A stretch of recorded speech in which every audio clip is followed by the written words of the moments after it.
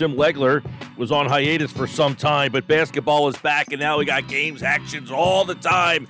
It's information overload, but he's kind enough to spend some time with us here on the Boardwalk Honda Hotline as, well, Legs, that was a tough one if you were a Sixer fan last night, and I guess you can place blame all over the place, but how do you kind of take in what you saw last night and kind of relay to the fans of what we saw? Is this a team that is just clunkily put together, that has essentially said, I don't want to be in the bubble anymore? Is it, I don't know, what are some more hypotheses that you could come up with? Well, man, there are so many layers to it. I would say if I started at the top of what I think the number one issue is with this team, I don't think they're well coached. I mean, I'm just going to be blunt about it. I don't think there's a well-coached team. And when it's one thing to just say it. I can back it up factually with just like what good basketball looks like and a well-prepared team looks like.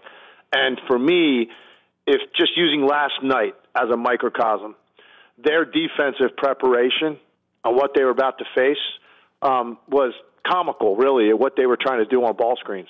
And look, this is a ball screen league, so there are about 6 different areas to playing team defense. So defending ball screen is without question number one on that list because it happens every time down the floor, and in most possessions you get it multiple times. That's just the way the league is now, and it's been that way for a while. So how you defend ball screens is going to determine how your night goes defensively. Now, effort plays into it, certainly, but just in terms of schematics, how you're going to defend screens, you're going to give yourself a chance. If you've got a good, well-prepared game plan, it's something you work on every day. It's something that is brought to accountability in the film room. You start it the first day of training camp. You make it a priority every day in practice. It's repetition, repetition, repetition, the right way, communication. And then what happens is over time, and you don't do this right at the start of the season, you do this over a period of time, and they had a full training camp practically when they were in Orlando. So, but I'm going back all the way to, training camp before the season started. This should be something that Brett Brown incorporates.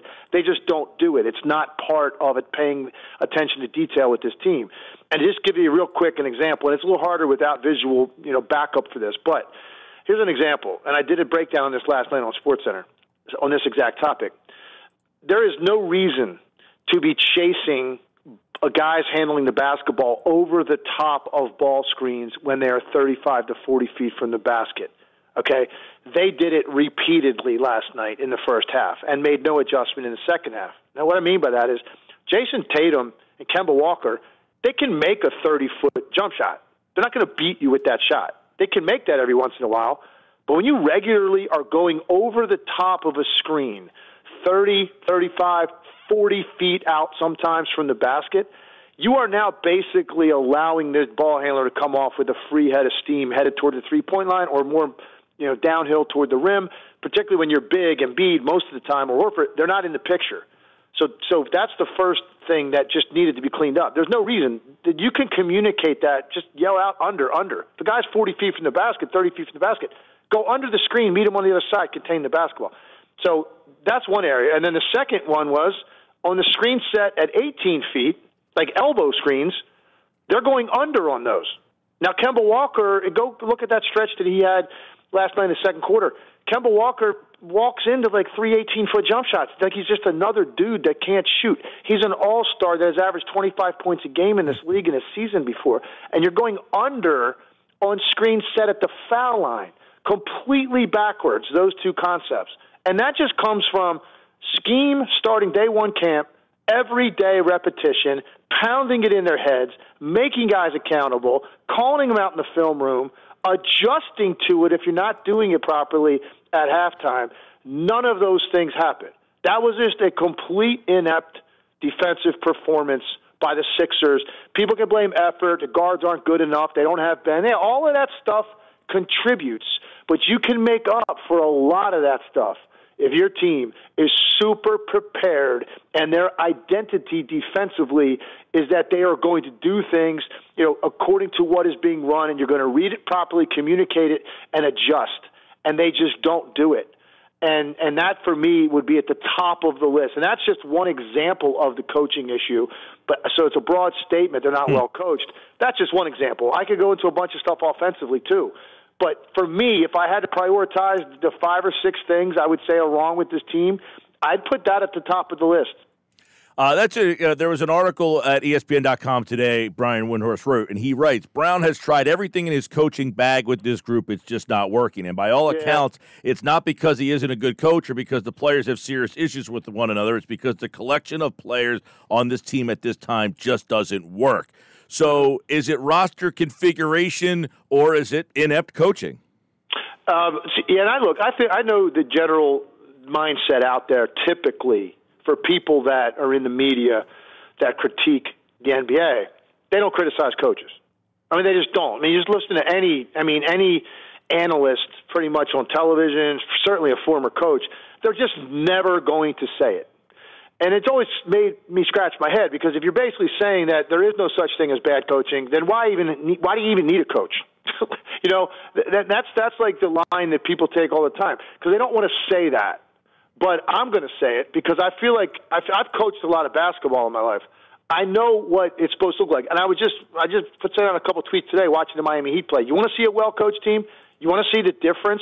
And you're going to tell me that team's got more overall talent than Philly? It's like comparable. They got better shooters. You know what they are? They're the smartest team in the league. They're the best passing team in the league. They've got the best player movement in the NBA. They've got ball movement with a purpose. Watch how they defend. He mixes up defenses throughout the game. They defend pick and roll differently depending on who's running it, which is what you're supposed to do. You don't just have one set of rules for pick and roll and run it the same way, whether it's a non-shooter handling the ball or it's Duncan Robinson. You don't do it the same way on everybody. Like that's what good coaching is. So I know guys don't want to say it, but for me, I still think if you had someone that really came in with a purpose with this team and this group of players, I think that they would buy into more if they felt like they were more prepared on a nightly basis. And that's why I think sometimes it look like there's a lack of effort. I think it's a lack of belief. I think that's why they get demoralized. The one thing that has stood out to me about this group for the last 3 years, they do not handle adversity well. They're great as front runners, and they're great at home because you're going to get that extra boost from the people sitting in the stands. But this is a team that when they give up an 8-0 run, watch their body language. Watch the way they react to that stuff when they call timeout. Now they're walking to the bench. No one's talking to each other. Everybody's shoulders drop. They look disgusted. Do you think part of that could be they don't think they're about to get a great set of answers in that huddle as to how to react and respond to what's going on? And so for me, look, part of it is, I wish Embiid had a better motor. I wish he played hard all the time. That's something that's innate into him. I wish Tobias Harris was a guy that, seemed like he wanted it more in these moments. Yeah, those are internal things that Brett Brown can't control. But I also think if they believed more that what they were walking out onto the court with in terms of just preparation, man, that gives you confidence as a player.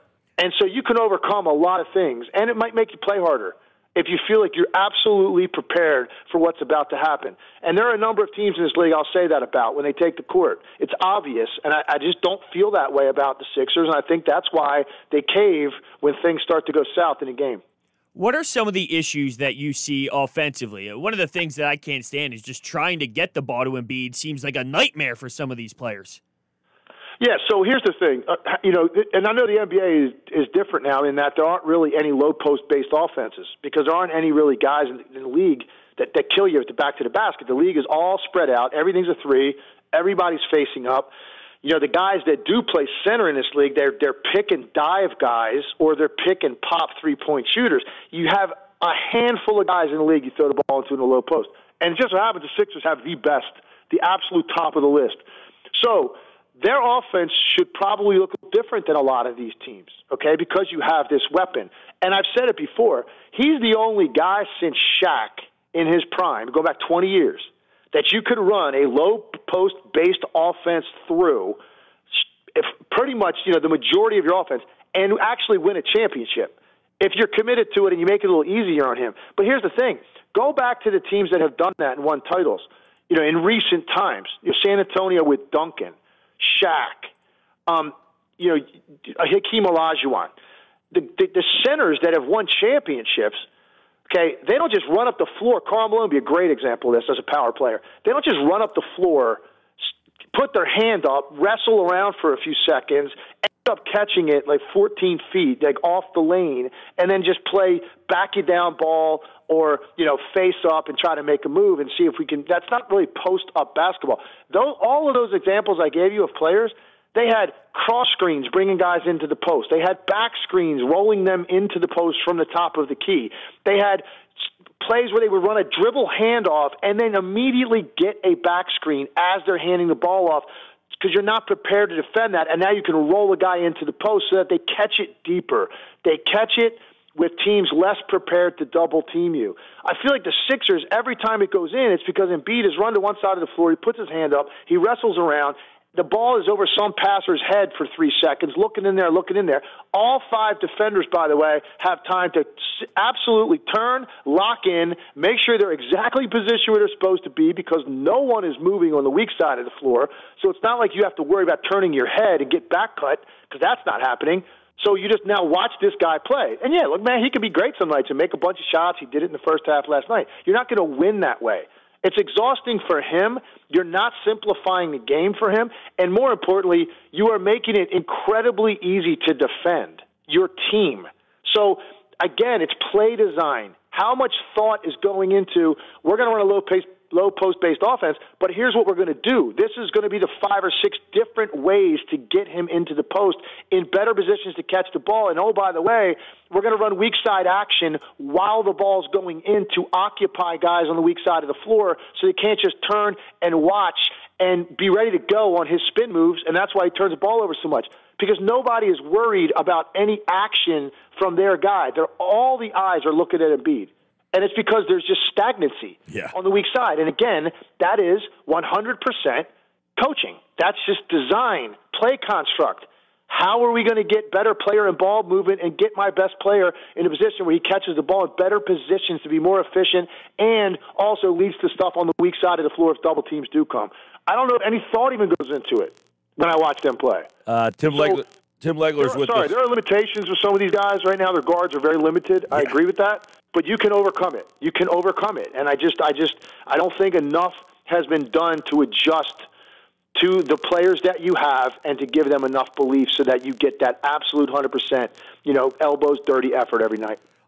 For years, they had Allen Iverson, a great player. They could never figure out what to do around him. Are they going to find similar fate with these two guys that they just don't know and can't find the right guys to put around them? And can those two guys, do they have to make a decision? Well, I'm hoping that, if this flames out, and, I heard Stephen A. Smith say that they get swept, Brett Brown's fired. I don't know that it has to be a sweep. I'm not sure that he survives a 5-game loss, 6-game loss. I don't know, in the first round. I don't know when this team was expected to win a championship. I know you don't have Ben Simmons, but Ben Simmons wasn't going to be the reason you won a championship. You had to have enough other pieces. So, all these teams are losing guys. They've lost guys at different times. So, for me, they lose this series, 5 games or so, even if they win one, I still think they're going to make a change. And if Elton Brand brings in the right guy, that brings in the right staff, and Elton Brand, he's a guy that can tinker with some of your parts around those two players. I'm not of the impression they can't play together. I just think they need a whole lot of hands-on maintenance with how they run their offense. And you can absolutely coexist with these two players. I would not give up on the two of them playing together. I think that would be a mistake. And so we'll see what happens going forward, depending on how this season ends. But I don't think there's any question they lose this series, quickly. I think there's going to be a change, and I think we'll see who they bring in, if a new voice and a new vision for how they want to play. And more importantly to me, accountability. I don't think this team has any. I don't think they've got any accountability. I don't think they've got accountability to make Joel Embiid get in the best shape of his life so he can play the 34 minutes he plays. It's all 34 minutes of demanding the ball, running the floor, getting into the post, all that. He's never pushed himself to that limit physically.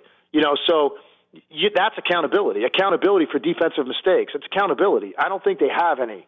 And so whoever comes in, that's the first thing. Look, guys, there's a reason that we made a coaching change, and here's how we're going to do things, and you are going to do things the way I want you to, and I'm going to make you accountable for that. And if people think that you can't coach modern players that way, well, then, you're going to be stuck with watching a lot of this. That's why I laughed when they hired Thibodeau in New York, and people are like, "Oh my God, how are these young guys going to play for a guy like that? He's too tough." I'm thinking, is that where we are now in sports and as society? We can't demand things of players, of students, of kids that you're raising. Like, it's crazy to me. So sometimes you need that, man. You need a firm hand, and you need someone to show you, not just tell you what to do, but show you why this is a better way. And I hope that's where they go with whatever decisions they make going forward. Really good stuff. Tim Legler, ESPN, keeping you busy. Of course, we had a game today. Miami beat Indiana. We got a live one going on. It's like the NCAA tournament every single day in that Orlando bubble. Let me ask you this. We kind of made the comment that this restart was almost like, like these guys are the 2021 versions of themselves playing in the 2019-2020 season. So you're seeing like a new version of Luka Doncic, even though it's last season. So with those kind of things, are you going to see some upsets in these first rounds? Yeah, and I said that all along. There were going to be upsets, and it certainly looks like we could be headed there. I mean, it's early in these series, so who knows? But yeah, and the reason I thought there would be, because every team is going to handle this layoff differently. So regardless of where you were when this thing shut down and what the status was of your guys, everything about this is different. It feels different. There is a adrenaline that is missing, that's not created for you because of the environment. There was no 20,000 people sitting there when you run out to the floor for layup lines, okay, to get you to a place you need to be, even if you're not feeling that emotionally at the time. They'll get you there, okay? So knowing that, everybody in this flat, condensed environment, not everybody's going to handle it the same way. Teams collectively and also individuals. And you just don't know who it's going to affect. So I was under the impression all along, like, there are going to be upsets in the first round, because look at a team like Milwaukee, for instance, the other night. That was a team that looked to me like, oh, my goodness. You talk about a team that is going to pay the price for not being able to play 4 out of 7 in every series in their building when they were 28-3. That's them. Philly's another team in that boat as well, because Milwaukee did not look close to the same team the other night defensively. And I'm saying, wow, there you go. Now, I'm not saying Orlando will win that series. I don't think they've got enough talent to win the series, but it goes along the lines of, you just don't know who's going to react well to it, who isn't. And so as a result, a lot of this stuff's up in the air.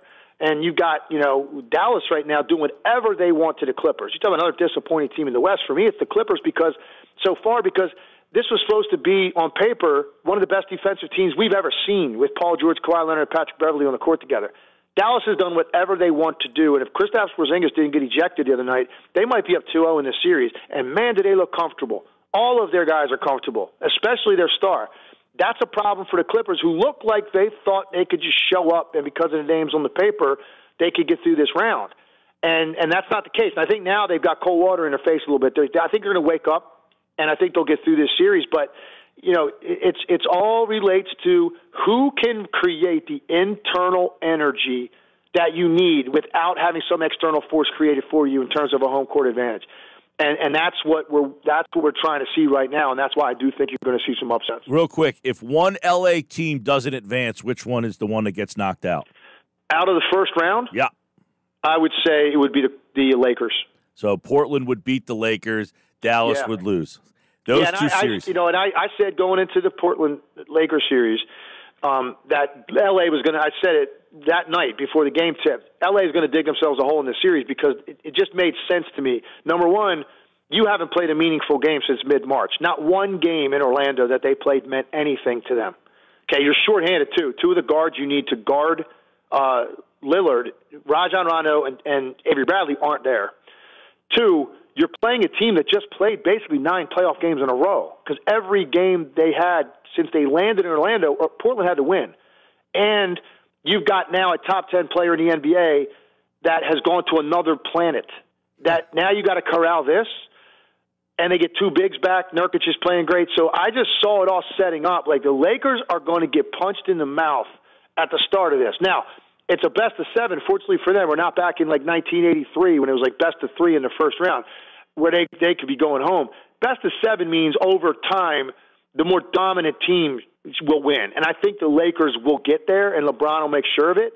But I will not be shocked if they have to come back from, say, like 2-1 deficit, something like that, to win this series. I think they will hold on. I think the Clippers ultimately, when they really start to dig in defensively, I think they can start to frustrate Luka a little bit more than you've seen to this point. He can start to get outwardly emotional, and I think that's when they're in a bad spot. Hasn't happened yet, so let's see. I might be wrong about that. Maybe they just never really make the adjustments, and they just continue to operate like this. But I think the Clippers are going to be okay. So if one of those teams goes down, you ask me to lay money on it tomorrow, I'd say the Lakers would be more likely. This version of Luka looks like a different version than the one that was in March, and that one was pretty darn good. He's Tim Legler, ESPN, coverage of the NBA. Sixers tomorrow night, 6:30, right here on 97.3. Legs, appreciate it as always, pal. My pleasure.